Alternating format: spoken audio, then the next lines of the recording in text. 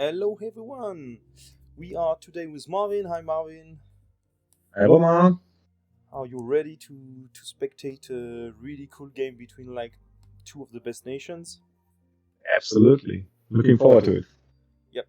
So as a summary, the last game it was Odin versus Ben, and Odin got 4-0 wins against USA. So Germany is leading. It's best of 7 for each match, and there is like 3 players in each team to play. So the first team that win 2 matches is basically the winner of the Cup of Nations.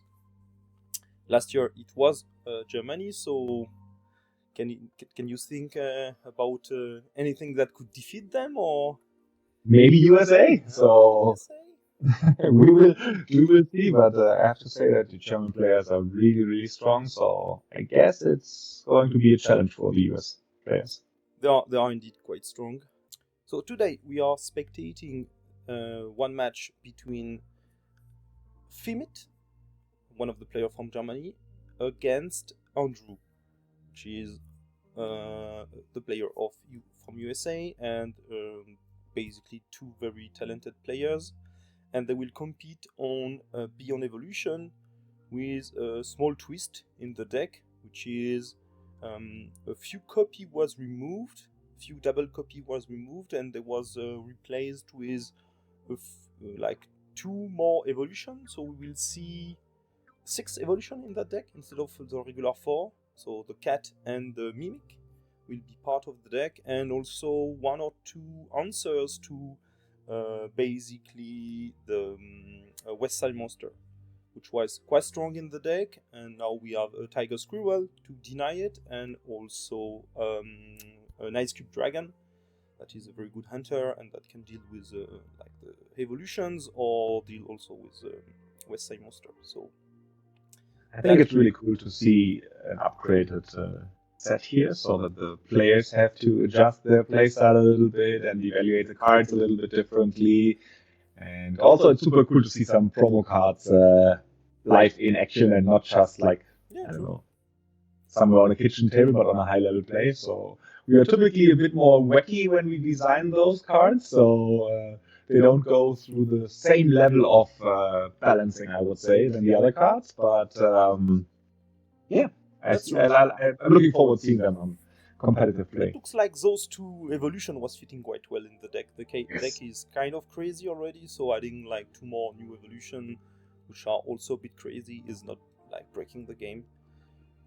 So it looks nice, but players like spend quite some time to learn the new deck and to learn how to get around all those new stuff in it. So Cool. I would propose to jump into the first game if you want. Let's do that. Let's go then. So FyMiT against Andrew Roy. So evolution. You probably have to reset the scoring, right? It still says 4-0. I will do that. So FyMiT is going first, and he starts with 2 of the new cards you just mentioned, with the Tuckbox Mimic and the Tiger Squirrel. Exactly, yeah. So this card is quite cool. You will see. I hope we will see it evolving. But basically, it's like boosting the mechanism from Beyond Eternity, where you take card from the discard pile, put it on the card, gain power, and this what the last level is basically playing all of those cards that you boost with. So quite cool. Theme-wise, I really like this card because you start putting cards into the deck box, and in the end you open it and play all of those. It's like super cool flavor-wise, and we even make a bit of a joke of ourselves, because I really think you should never take yourself too serious, personally, and in business-wise as well. And the first black tuck box we made, it was not the best product ever.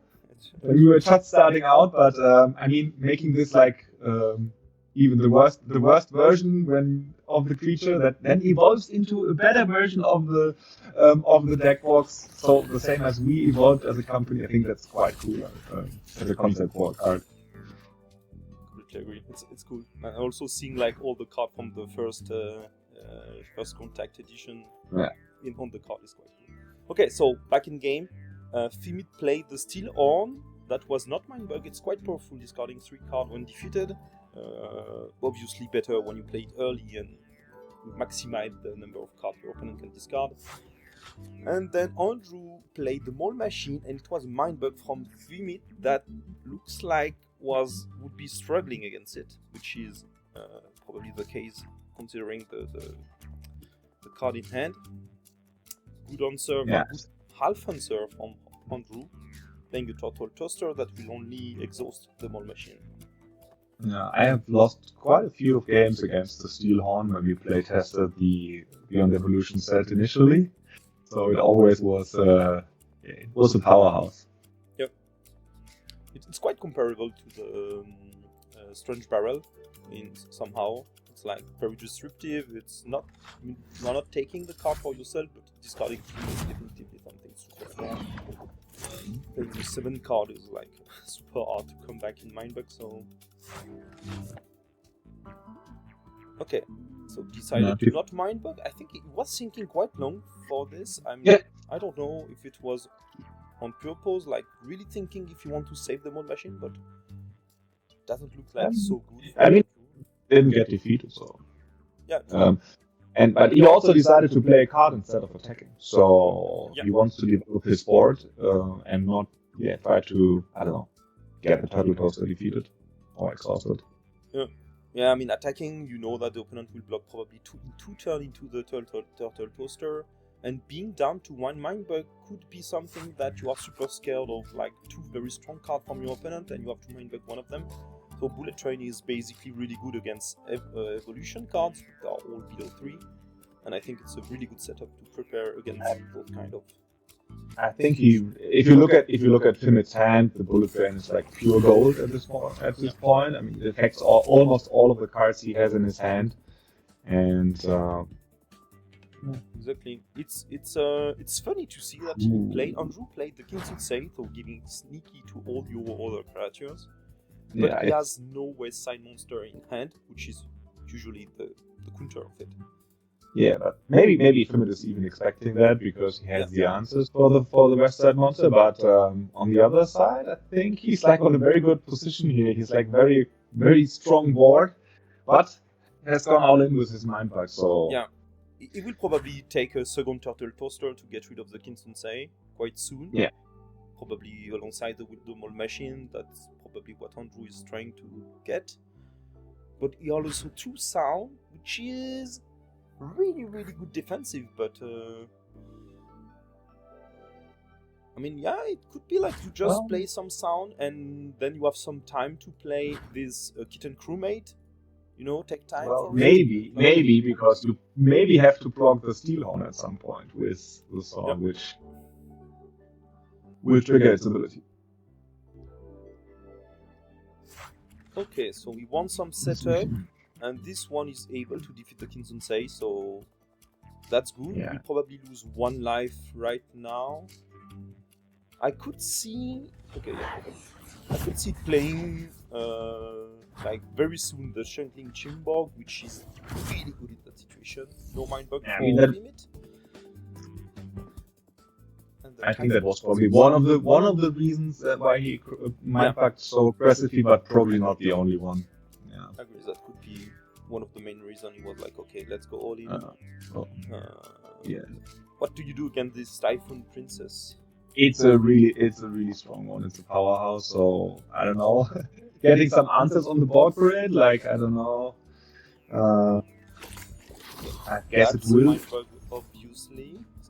I guess it will evolve at some point. So I mean, so you will need. Yeah, you need a Puffer Mag, Earwing Assassin, or Tiger's Girl to deal with it later on. So we have like all the answers to it, probably. Yes, but I mean, it did its job, right? So it will get rid of 2 creatures, so. Yeah, you need to wait for it evolving one more time in order to get the Tiger's Girl off the Puffer Mag. Yeah, but maybe he's trying to get rid of it right now. We'll see. Yes.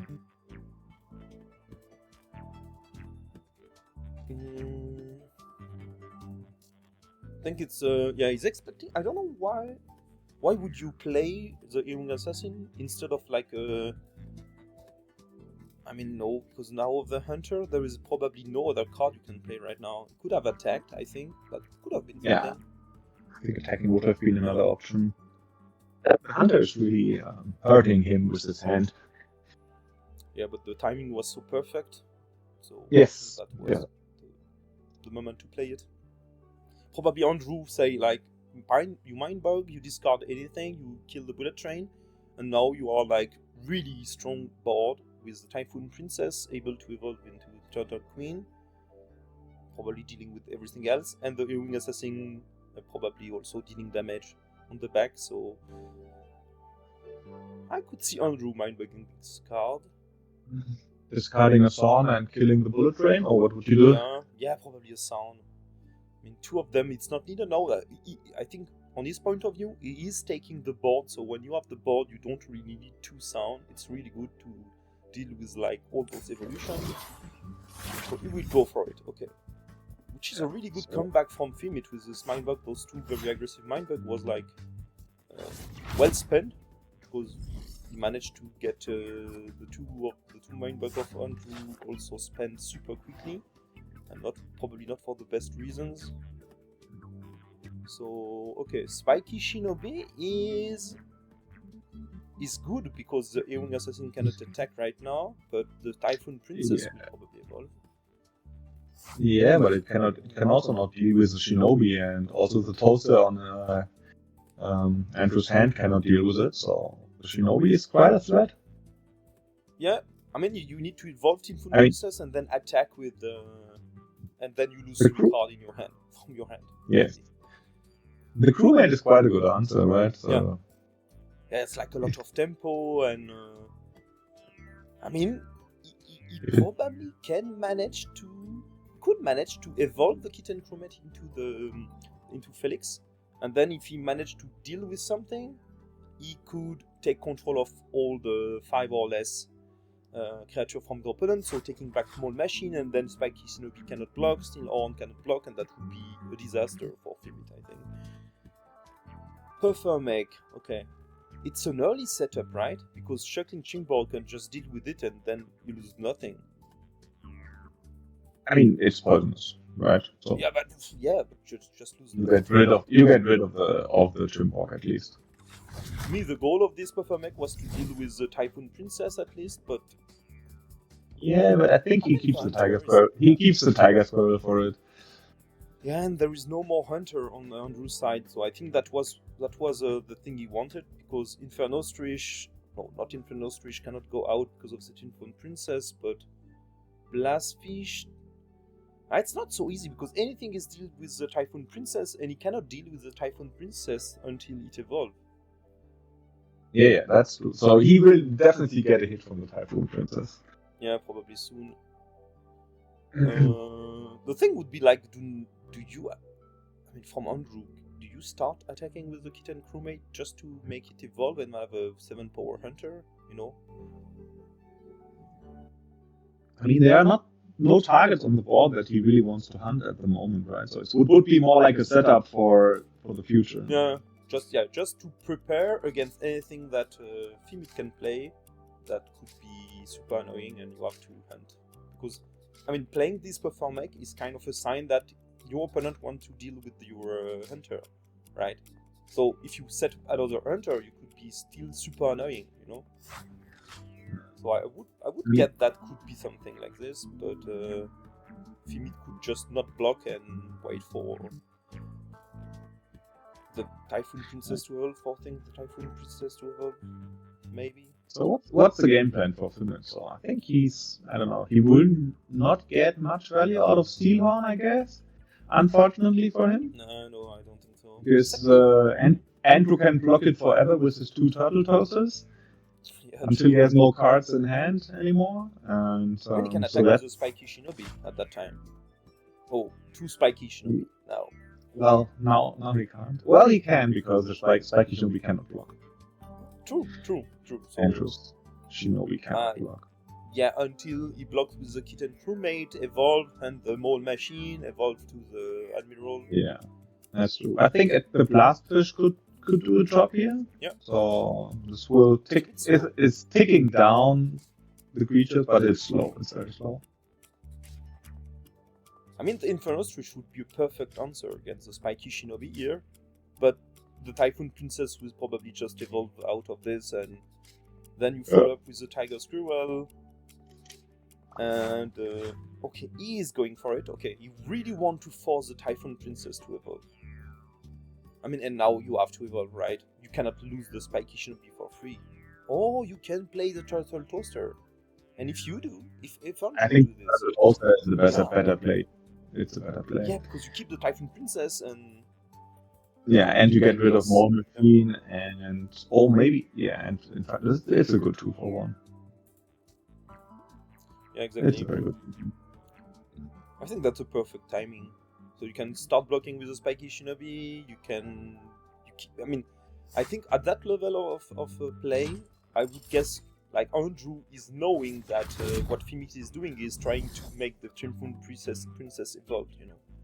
You've seen the dynamic being played super early, that would mean you have another answer to it, so... I think it's super annoying for FyMiT at that time. It's like, okay, what should I do? And the only thing could be... Now it's attacking, right? I think FyMiT... Yeah, start attacking with a Blastfish, but...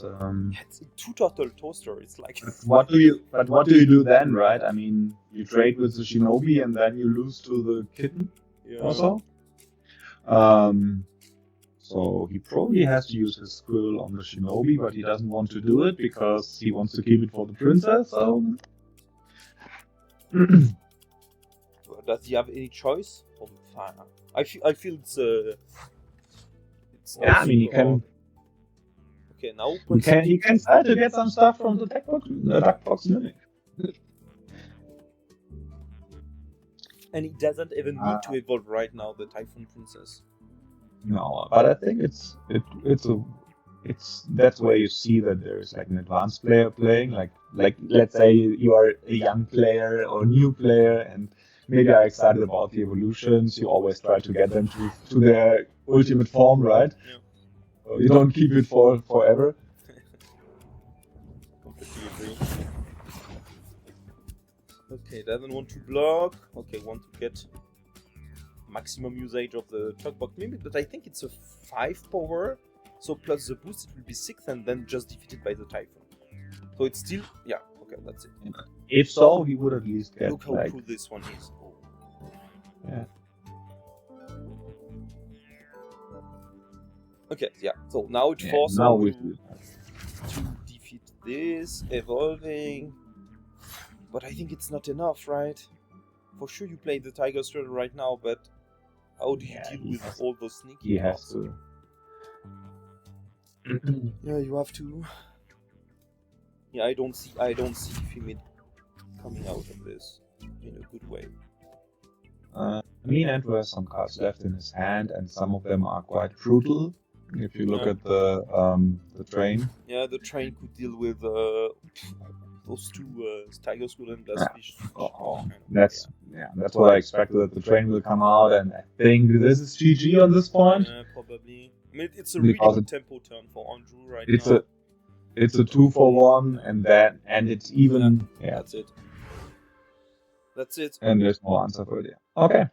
It was okay. I was feeling FyMiT in a really good situation in the middle of the game, but that the table turned around. And also early on, I mean, sure, it always looks a bit skewed if you Mindbug early. It looks like you are ahead on board, but I think Andrew played quite good in this match to come back. Yeah, he did like no mistake, like 4 things. The evolution too early, you know, all those kind of stuff. It's like something you learn in that set. Evolution are powerful, but you don't want to rush into them. Super cool.